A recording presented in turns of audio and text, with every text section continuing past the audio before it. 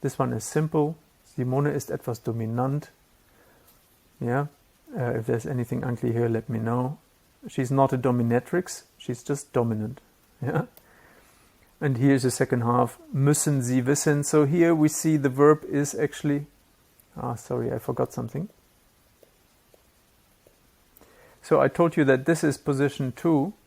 That means something invisible has to be position 1. And that comes from the sentence before, which I don't have. Give me a second. Here we are. That was this sentence. Simone ist Privatdetektivin vom Beruf. Yeah? And what we don't do is we don't repeat Simone. Yeah? And we also wouldn't necessarily use the she and she. That's not necessary. We can just completely let that be. Yeah? Just that you understand, hat here is on position 2. Yeah?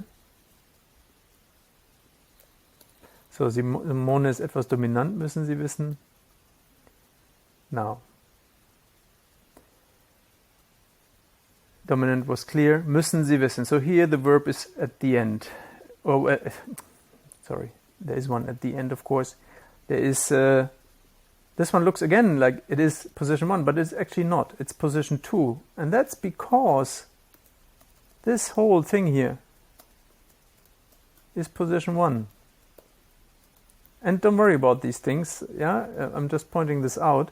So I just want to make clear that in German, most of the time the verb is at position 2, but position 2 is not obvious.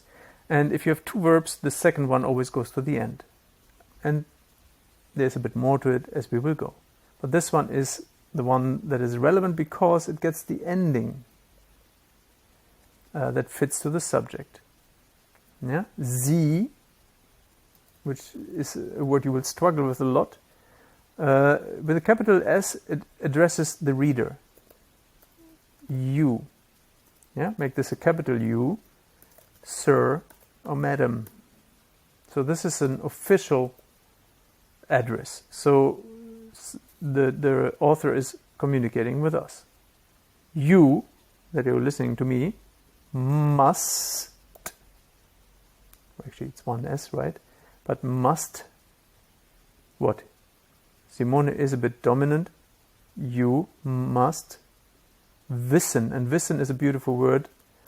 You might see already wisdom. You must be so wise. And basically it means to know. So, yeah, if you know some sort of information, it is wissen, based on wisdom. We have another one, to know, which is related to knowing because it starts with K, kennen. And you see here, KN is here, KN is here, we just put an E in the middle. Yeah, kennen is basically to be acquainted with. It's a huge difference to the knowledge that refers to wisdom. Next.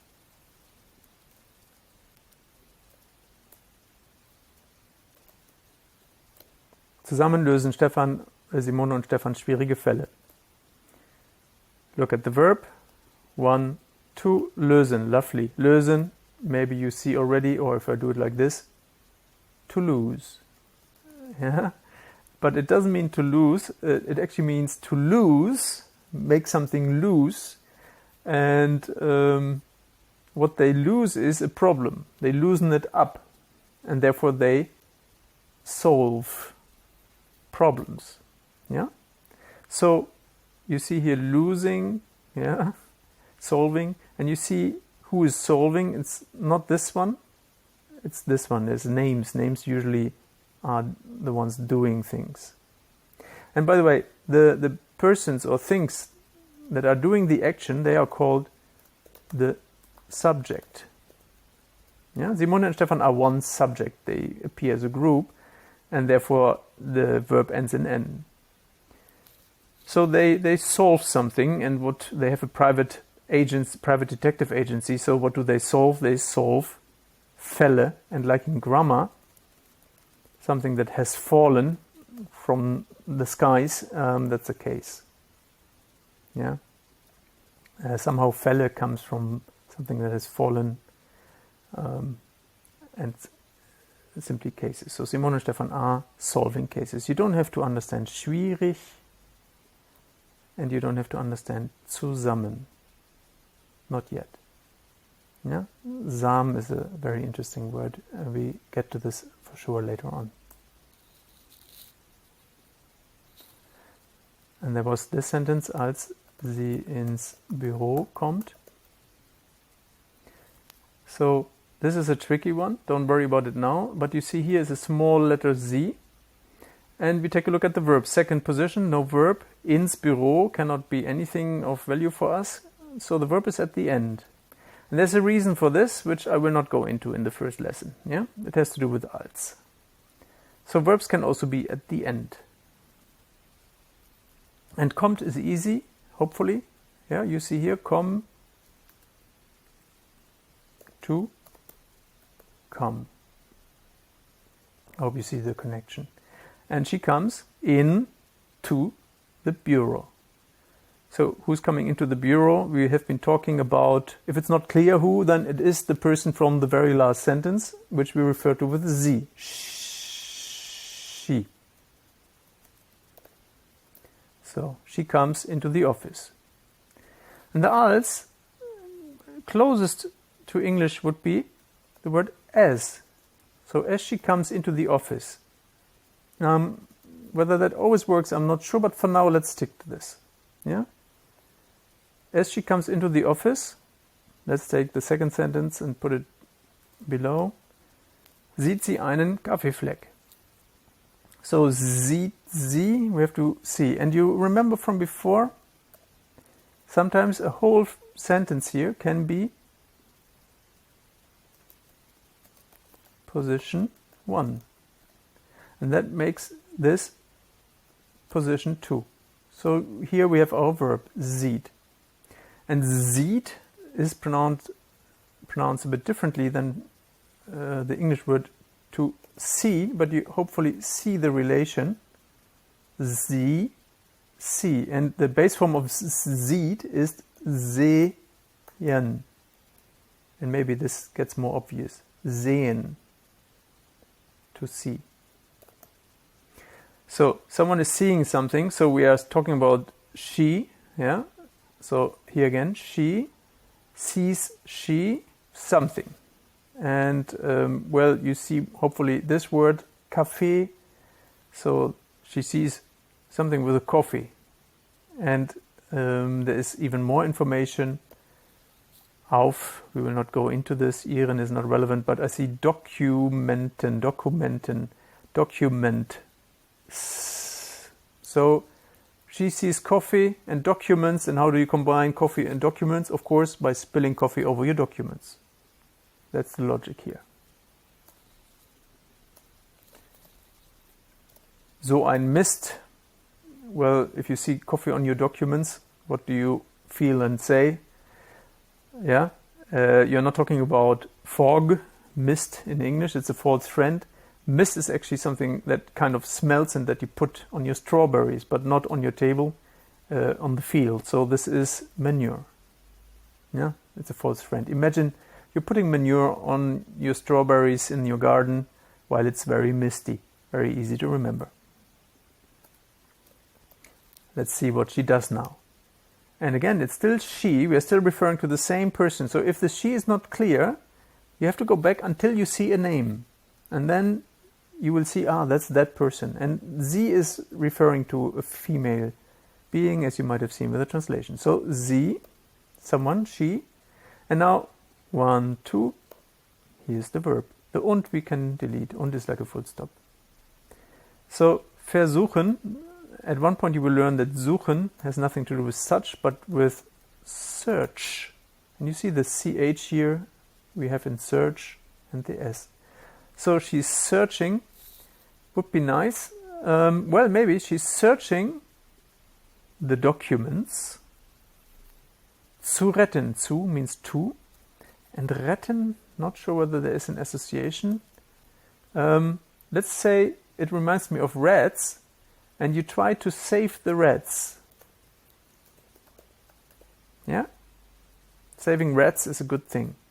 So, she's searching, or she's seeking to... Seeking is a better word, but search is more related, to save the documents. I hope you get this little gymnastics here that I'm trying to convey. Yeah, and we had the und from before, and I give it away to you. There's something missing here. So und, by the way, never counts as anything. Und is a loser. It is always 0. Nobody cares for the und. So the ist is on second position, and you remember is. So who is? Of course, it is Simone.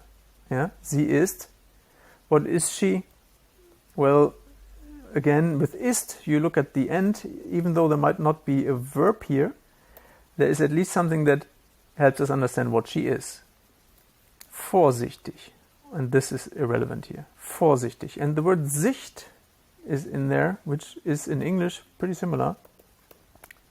You just draw a little line down the C to close it. Side. And vor means in front, or pre-sight. Makes no sense in English, but that means she is kind of predicting, yeah, pre-seeing, foreseeing, maybe that's easier. Foresight. She's foreseeing something, and that simply means she is careful, because she is seeing what could happen if she isn't. Isn't that beautiful? Vorsichtig. Lovely.